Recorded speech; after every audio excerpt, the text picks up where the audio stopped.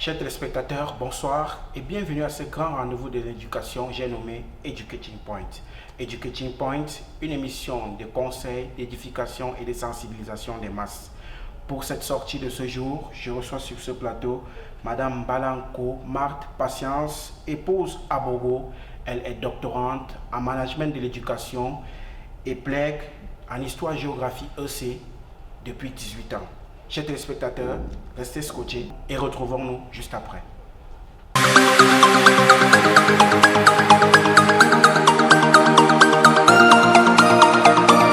Bonsoir et bienvenue sur ce plateau. Bonsoir, Monsieur Forlen. C'est un plaisir de vous avoir ici comme invité pour édifier et éduquer les masses. Alors, en 26 minutes avec vous, nous allons aborder la thématique. Quelle éducation, des apprentissages apaisés dans nos établissements scolaires, le cas des enseignements secondaires. Je reprends la thématique. Quelle éducation pour des apprentissages apaisés dans nos établissements scolaires, le cas des enseignements secondaires. Alors, de prime abord, madame, quel est l'état des lieux de la violence en milieu scolaire de nos jours au Cameroun? D'emblée, merci pour cette lumineuse idée que vous avez eue, cette plateforme que vous offrez à notre société pour que nous puissions aborder des questions aussi essentielles et cruciales pour notre jeunesse aujourd'hui. L'état des lieux, la violence, elle est réelle dans nos établissements scolaires. Elle s'exprime entre élèves à travers des insultes, des brimades, des moqueries, des verbales, les psychologiques, à travers du harcèlement, des menaces, le stress au quotidien. Tout se passe comme si ce sont les élèves, entre guillemets, bien éduqués qui étaient des marginaux.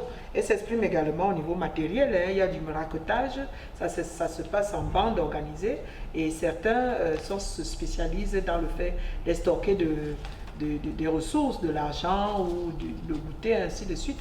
Donc la violence, elle est réelle et elle va crescendo, grimpante dans nos établissements scolaires, s'exprime également à l'égard des enseignants à travers des attitudes, des regards, de moqueries, de défis. Elle s'exprime à travers des menaces verbales, des menaces de mort. Elle s'exprime parfois par, n'est-ce pas, des coups qui peuvent donner la mort. Le triste exemple de notre collègue qui est décédé l'année passée ne me démentira pas. Donc la violence, elle est ambiante désormais dans les établissements d'enseignement secondaire au Cameroun. Alors, quelles sont les origines ou alors les causes de ce phénomène, de cette violence que nous constatons dans nos milieux scolaires aujourd'hui? Quelles sont les causes? Bon, on va dire les causes, mais bon, tout est le fait d'une crise. Cette crise touche aux valeurs, cette crise touche au modèle et de manière générale au contexte dans lequel évolue l'enfant. Je vais commencer par la crise des valeurs. Dans notre société aujourd'hui, dans les familles, on observe une déperdition des valeurs ancestrales. Tout simplement, l'Africain, c'était celui qui s'inspirait à la source des anciens. On allait voir, on était au village, on grandissait avec le grand-parent, la grand-mère. La jeune fille puisait à la source mieux que sa mère, de sa grand-mère, de ses aïeux, de ses tantes. Elle était environnée, elle avait des valeurs de solidarité, des valeurs d'endurance, de travail, de mérite aussi. Le jeune garçon, lui, puisait à la source également de la fratrie ou de la filiation masculine et recevait également des conseils. C'est à travers donc, les regards de ses aînés, plus qu'expérimentés, qu'il découvrait la société et pouvait prendre des décisions, se déterminer par rapport à la société. Il y a également une crise des valeurs religieuses, on va dire, parce que, quoi qu'on en dise, pour certains diront, voilà, moi je suis athée, on s'en fout. Mais dans cette vie, il faut croire en quelque chose. Si vous ne croyez pas en Dieu, croyez au moins en l'homme. Et lorsqu'on croit en l'homme, en ce qu'il a fait de bien, d'avoir cette société, il faut absolument avoir des valeurs, il faut connaître ses limites. Les valeurs religieuses dont je parle, c'est quoi? C'est de respecter le prochain, de partager, de ne pas tuer, de ne pas agresser et d'éviter un certain nombre de choses. Donc, cette crise de modèle également intervient au-delà de la crise des valeurs, autant pour ma part, il y a la crise des modèles, le modèle familial. qu'offre le parent à son enfant comme modèle. Parce qu'on ne met pas au monde des enfants pour dire ils deviendront ce qu'on veut. Il faut une parenté responsable. Il faut leur offrir l'opportunité d'observer un parent qui est un modèle, qui arrive à partager avec lui des moments, à partager avec lui ses émotions. Un parent qui est un miroir. Oui, un parent qui puisse être inspirant pour son enfant. Quoi qu'on en dise, nous le savons, le parent doit en être conscient. Il est le héros de son enfant. Et mieux que ce qu'il va lui dire, l'enfant fera ce qu'il va faire. L'enfant va répéter ce que son parent va faire. Il y a également une crise du modèle social. Le modèle qu'on a de réussite aujourd'hui, c'est celui qui a le plus d'argent, celui qui a le plus de biens apparents, mais on s'en fout de comment cela arrive. Ce phénomène a commencé dans les années 90, lorsque moi-même plus jeune, on parlait de la fémania, sans savoir comment ça s'était passé.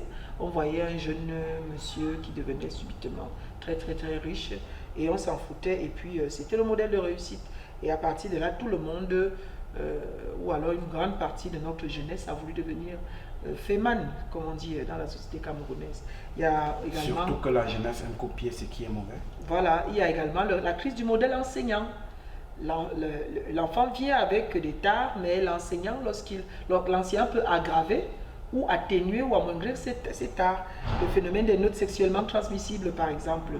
Lorsqu'on a en face de soi un enseignant qui n'est pas beaucoup intéressé par notre devenir, mais qui veut simplement satisfaire ses besoins libidineux auprès de la gente féminine de nos enfants, à peine pubères, ce n'est pas un modèle. On a des enseignants éthyliques qui sont alcooliques, ainsi de suite. Donc, le langage ordurier, lorsque vous insultez un enfant, lorsque vous le traitez comme un moins que rien, cela également peut être source de violence. Dans la violence, vraiment, les conséquences, elles sont... elles s'expriment diversement. Effectivement, vous avez énuméré une panoplie de causes, mais à côté de ces causes, nous savons qu'elles provoquent forcément des conséquences. Quelles sont donc les conséquences de cette violence en milieu scolaire? Les conséquences que cette violence peut engendrer? On a des très nombreuses conséquences, très négatives. On a des élèves qui, au lieu de parler, qui crient.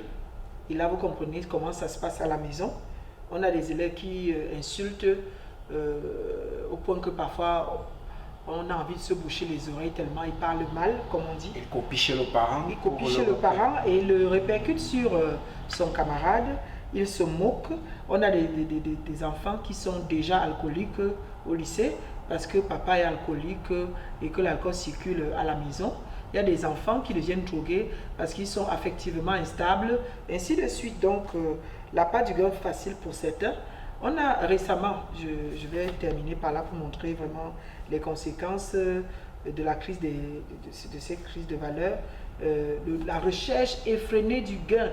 Dernièrement, on a l'affaire de Kribi, en ce mois de février, qui a défrayé la chronique. Un élève qui a ramené en son établissement une secte de porte-monnaie magique et qui, au lycée de Kribi, pas pour l'entacher de quoi que ce soit, mais c'est pour citer les choses qui peuvent arriver, qui proposait donc ce porte-monnaie magique à ses camarades et certains y ont adhéré. Il a fallu que la progéniture d'un de nos collègues là-bas soit approchée par ça et pour que cela soit dénoncé. Et cela a commencé même à faire des victimes. Donc le spiritisme, la drogue, l'alcoolisme, l'éthylisme, la dépravation sexuelle, ainsi de suite, tout cela n'est que le fait et toute cette violence n'est que le fait, n'est-ce pas, de cette crise des valeurs. C'est une conséquence, crise de valeurs, crise de modèle dont on a parlé plus haut. Oui, l'éducation parentale, lorsque on vous entend, est, hormis tout ce que vous avez cité, excusez-moi, hormis tout ce que vous avez cité, l'éducation parentale est certainement le nœud. Y a-t-il une éducation spécifique que les parents devaient transmettre ou alors prodiguer à leur progéniture? En termes d'éducation, il n'y a pas une notice, un mode d'emploi comme dans un médicament, non. Mais je dirais juste un mot, tout tient sur un mot, c'est la responsabilité parentale. La responsabilité parentale est multiforme. Lorsqu'on met un enfant au monde, c'est une énorme responsabilité. Si on le fait avec amour, qui ne sera pas qui ne va pas peser sur nous, qui ne va pas peser parce que lorsqu'on est parent et qu'on remplit sa mission avec amour, la responsabilité n'est plus un problème. Le parent doit premièrement apporter à son enfant l'équilibre socio-affectif de base. C'est-à-dire que nos enfants-là ont besoin d'être rassurés sur le fait que vraiment, ils sont importants, ils sont aimés, ils sont attendus, ils sont voulus et ils sont admirés même dans leur performance par le parent. Ainsi, donc, le parent doit passer du temps avec, le parent doit parler, le parent doit écouter également, parce que nos enfants ont beaucoup à nous dire et parfois nous passons à côté avec le mode de vie effréné de la vie moderne que nous avons aujourd'hui, la recherche de l'argent qui occupe à 70-80% la plupart des parents. Et il faut également que le parent fixe au niveau de son enfant des valeurs de base qui doivent sous-tendre son action ou son devenir à venir. Je parle par exemple de l'éducation spiritualiste, c'est-à-dire qu'il faut forger l'homme avec l'esprit, lui montrer qui est-ce que tu es. Qui es-tu? Tu es un homme, tu n'es pas un animal. Donc tu n'es pas appelé à satisfaire seulement tes instincts primaires, tu dois dominer sur tes instincts primaires par la raison, par l'esprit, par les valeurs que nous t'inculquons. Et donc cela se passe au contact, n'est-ce pas, des valeurs spirituelles, au contact des grands-parents, au contact des valeurs ancestrales. Il faut après tout cela l'accompagner dans son instruction. Après l'éducation de base, il faut l'accompagner dans son instruction, veiller à ses compagnies et finalement, je pense qu'être parent, ça ne finit pas. Voilà, on est responsable de son enfant toute la vie tant qu'on est avec lui, je pense. Oui, vous avez dit tout à l'heure, la responsabilité est le gage d'une bonne éducation pour l'enfant. Cela voudrait dire que tous les parents devaient rentrer à l'école de cette responsabilité, c'est ça? Donc, pour ceux qui accouchent des enfants à bas âge, peut-on dire, par exemple, une jeune fille qui conçoit à 18 ans, pensez-vous qu'elle est responsable pour prodiguer, pour inculquer la bonne éducation à son enfant? Oui, permettez-moi s'il vous plaît, il y a ce qu'on appelle l'instinct maternel. Pour être une bonne mère, on n'a pas besoin d'être, je sais pas, il n'y a pas d'âge pour être une bonne mère. Dès lors qu'on a mis au monde son enfant, je reviens là-dessus, l'amour permet de savoir d'instinct ce qui est bon pour son enfant et de le lui apporter. Mais je voudrais ajouter de l'eau au moulin de cette question parce que c'est une question cruciale, la responsabilité. On insiste, nous sommes en train d'insister davantage sur la responsabilité parentale. Mais je voudrais dire que la responsabilité également, puisque nous sommes dans le contexte des enseignements secondaires, s'étend au niveau des enseignants, au niveau des managers de structures éducatives et au niveau des décideurs du système éducatif. Au niveau des enseignants, les enseignants doivent à tout prix éviter d'être des contre-modèles, éviter d'arriver, je ne sais pas, en haillons à l'école, éviter d'arriver en état d'ébriété à l'école, éviter de harceler les élèves, ce qui fait montre, n'est-ce pas, de graves insuffisances au niveau moral, au niveau de ces enseignants-là. Donc, offrir les enseignants pour que à l'école, les enfants soient moins violents, moins méprisants, et il faut leur apporter nous-mêmes des valeurs. Et au niveau des managers des structures éducatives, nous avons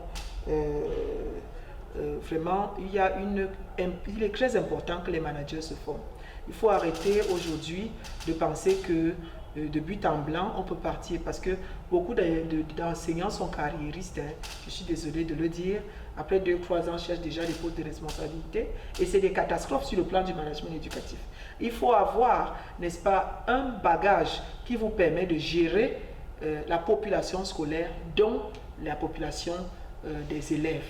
Et donc, ceux qui prétendent accéder aux charges managériales des structures éducatives, moi je conseille et moi je pense les facultés des sciences de l'éducation sont là, devraient s'orienter vers ces structures et apporter et aller acquérir, n'est-ce pas, l'expertise nécessaire pour être de bons managers des structures éducatives.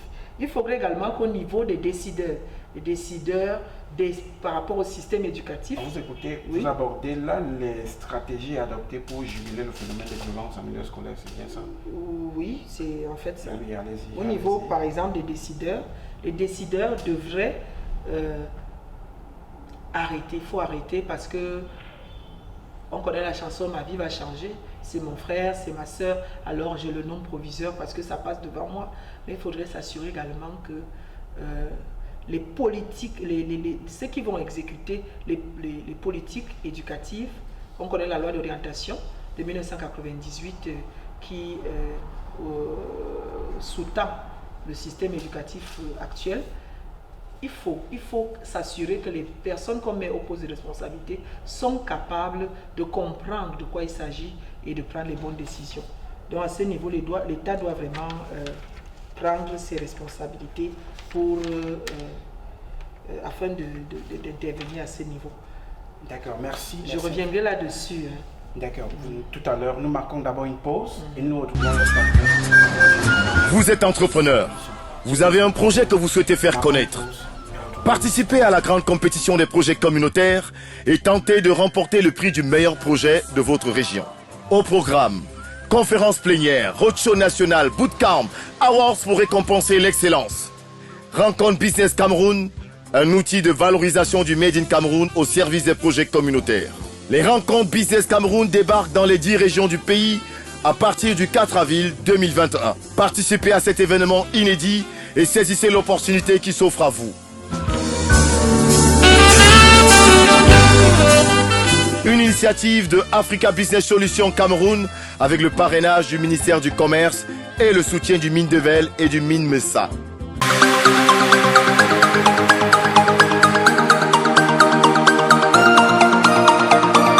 Bala, Nko, Marthe, Patience et l'émission c'est Educating Point. Alors madame, quelle stratégie doit-on mettre en place pour juguler le phénomène de violence en milieu scolaire pour les enfants qui sont déjà violents et qui sont des élèves au sein des établissements secondaires? Oui, j'en étais à ce point-là lorsque nous étions en train d'établir les responsabilités. En fait, les responsabilités appellent les solutions. Les responsabilités appellent les solutions. À ce niveau, comme je disais, c'est la responsabilité. J'avais établi les responsabilités au niveau parental, au niveau des administrateurs, au niveau également de tout ce de toute la machine éducative. Bon, maintenant, pour ceux qui sont déjà violents, il faudrait que l'État, n'est-ce pas, joue pleinement son rôle. Que l'État prenne vraiment ses responsabilités. En quoi faisant exactement? En établissant, par exemple, en adoptant, par exemple, des centres de redressement. C'est-à-dire que tous ces enfants qui sont violents ne devraient pas être jetés purement et simplement éliminés du système éducatif sans qu'on trouve des solutions palliatives. Comme c'est le cas, lorsqu'on constate l'enfant fait une violence, il est purement et simplement renvoyé. On devrait mettre sur pied, par exemple, des centres de redressement. Moi, j'ai été inspirée par un documentaire aux États-Unis où les enfants vont apprendre ce que c'est que la discipline, vont apprendre ce que c'est que l'ordre, les enfants dont les parents étaient complètement dépassés. Et donc, c'est des centres comme cela pour les enfants qui ont tendance à être violents, pour être bien. J'ai pris l'exemple une fois d'une école maternelle où ma fille est allée. Dans cette école-là, il y avait une petite cellule. Lorsqu'on faisait une énorme bêtise, on avait été violent, on avait pointé son bic sur quelqu'un, ainsi de suite. On y était enfermé quelque temps pour ressentir ce que c'est que d'aller en prison, justement. Ma fille, elle venait me dire, voilà, telle est allée en prison, elle a fait ci, elle a fait ça. Donc, c'est des concepts à introduire très tôt au niveau de l'intellect et du mental de l'enfant pour qu'il sache qu'il ne peut pas se permettre d'être violent en société, car l'école, c'est la première société où évolue l'enfant. Il faut également harmoniser l'intervention entre l'école, entre la famille, l'école et les forces de l'ordre. C'est-à-dire que lorsqu'un enfant est violent à l'école, les parents doivent soutenir les éducateurs et les forces de l'ordre également, pour que au niveau psychique et au niveau physique, l'enfant puisse être récupéré dans la mesure du possible. Donc actuellement, il y a une police des stupéfiants qui, c'est à notre honte de le dire, mais c'est notre jeunesse, il faut bien s'en occuper, intervient dans les établissements actuellement. Lorsqu'un enfant, il est constaté qu'un enfant se drogue, il doit aller faire des tests, il doit se faire désintoxiquer avant de réintégrer le système éducatif. Et dans ce cas, vraiment, l'accompagnement des parents est crucial. Il y a beaucoup à dire. Il faudrait, par exemple, offrir des loisirs sains aux enfants en multipliant dans nos quartiers. Je suis désolée de le dire, qu'ils ne sont pas assez pourvus en structure de loisirs, des centres de loisirs, des stades de basket, ainsi de suite, des jardins, des aires d'études, des bibliothèques, des bibliothèques, des choses qui, des ateliers de musique et tout ça qui pourrait faire que les enfants, au-delà de l'école, au-delà de tout ce qu'ils peuvent avoir comme compagnie, ont des choses, ont autre chose et peuvent s'épanouir. Parce que cela manque aussi et cela peut créer également cette violence. Alors vous, en tant qu'enseignante, parents et éducateurs, quels conseils donnerez-vous aux parents en ce qui concerne l'éducation de leurs enfants pour ne pas voir ces enfants demain embrayer dans la violence telle que nous observons en milieu scolaire? Je vais essayer de résumer par une formule. C'est compliqué, mais de résumer tout cela.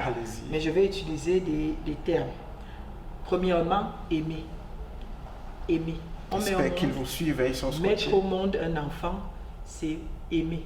Donc, que vous l'ayez attendu ou pas, aimez votre enfant et cela le rassure, cela fait de lui un être équilibré. Au-delà de l'amour, initiez vos enfants à des valeurs, donnez-leur des valeurs, donnez-leur des choses auxquelles ils peuvent croire, donnez des lois. Vous ne pouvez pas faire ceci, vous ne pouvez pas faire cela, vous pouvez faire ceci.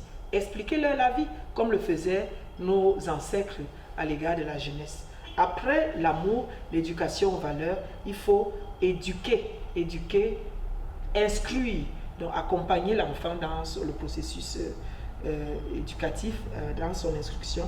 Et après cela, il faut le conseiller parce que malgré tout cela, il arrive, nous sommes tous encore les enfants de certaines personnes.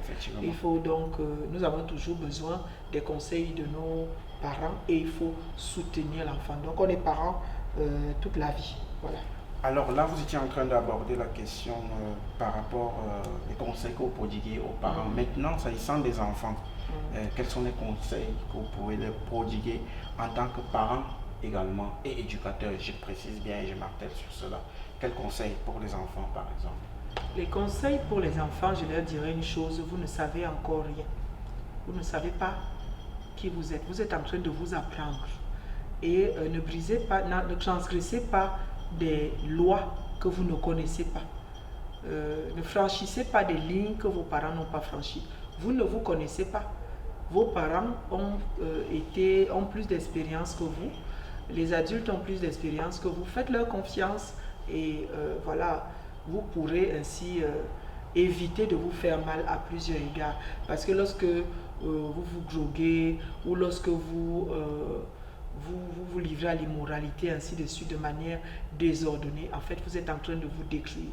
Vos parents ne vous demandent qu'une seule chose, c'est de rester en vie et rester en vie en bonne santé et voilà, de réussir.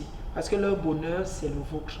Le bonheur du parent, le bonheur de l'enfant, c'est le bonheur de son parent. Oui, donc vos parents ne vous empêchent pas d'être heureux. Vos parents veulent que vous soyez heureux pour qu'eux-mêmes puissent vieillir en paix et en étant également heureux. Parce que vraiment, comme je l'ai dit tout à l'heure, le bonheur de l'enfant, la réussite de l'enfant, c'est avant tout la réussite du parent. Au regard des conseils que vous venez de prodiguer aux enfants et aux parents, est-ce le respect de ces mesures, de ces conditions, de ces conseils, est-elle la condition sine qua non d'une réussite ou alors d'un apprentissage apaisé en milieu scolaire? Alors, apprentissage apaisé en milieu scolaire, pour apprendre, il faut être en paix. Est-ce que notre pays connaît une crise que nous connaissons aujourd'hui dans le nord-ouest et le sud-ouest malheureusement? Vraiment, nous avons beaucoup mal pour les enfants de ce côté-là. qui sont obligés de se déplacer. Beaucoup s'entassent dans certaines villes avec les parentés comme ils peuvent. Est-ce que là où il n'y a pas la paix, l'éducation n'est pas possible? Parce que quel que soit le système d'apprentissage qui est mis en œuvre, que ce soit par essai-erreur, que ce soit par immersion, par répétition, ainsi de suite, l'enseignement, l'éducation a besoin de stabilité, l'éducation a besoin de paix. Donc, pour que les enfants soient, pour que l'éducation se passe dans un contexte apaisé, c'est une conjonction commune de la communauté éducative. La communauté éducative, c'est le parent, l'enfant, l'enseignant, l'administrateur, le décideur politique. Tous nous devons en être conscients. Et à la fin de tout, vraiment, j'insiste là-dessus, replaçons l'être humain au centre de toutes nos interventions. Si je suis parent, ce que je fais, il faut que je fasse attention. Qu'est-ce que ça va produire sur mon enfant? Si je suis enseignant, il faut que je fasse attention. Qu'est-ce que cela va générer au niveau de mon élève? Si je suis administrateur de structure scolaire, il faut que je fasse attention aux décisions que je vais prendre. Qu'est-ce que cela va susciter chez mes élèves? Et même au niveau de mon personnel. Si je suis décideur politique, quelle que soit la décision, la loi que je vais proposer ou bien adopter, quelle est l'incidence que cela va avoir sur la jeunesse de notre pays? Donc replaçons l'homme, l'être humain au centre de tout pour que le climat, toutes nos décisions, toutes nos interventions contribuent à apaiser le climat et pour que tout se passe bien, n'est-ce pas, dans les structures éducatives. Parce que nous devions parler de l'enseignement secondaire, mais ce n'est pas un fait seulement de l'enseignement secondaire. Cela concerne le système éducatif en général. Des conseils que nous espérons qui ne sont pas rentrés dans les oreilles des sourds. Madame Marthe, Madame Balanco, Marthe Patricia, épouse Aboro, je vous connais très occupée, mais vous avez tenu à respecter, à accepter notre invitation et à honorer à celui-ci. C'est avec ces propos que nous mettons un terme à cette émission. Chers téléspectateurs, mais avant d'y arriver, je rappelle que Madame Mbala est doctorante en management de l'éducation à l'Université de Yaoundé 1. Elle est également PLEG en histoire-géographie EC depuis 18 ans. Chers téléspectateurs, c'est ici que nous mettons terme à cette autre sortie de votre émission Educating Point. Retrouvons-nous la semaine prochaine, même heure, même chaîne. Mais en attendant, restez scotchés sur les programmes de Dream Channel. Bonsoir.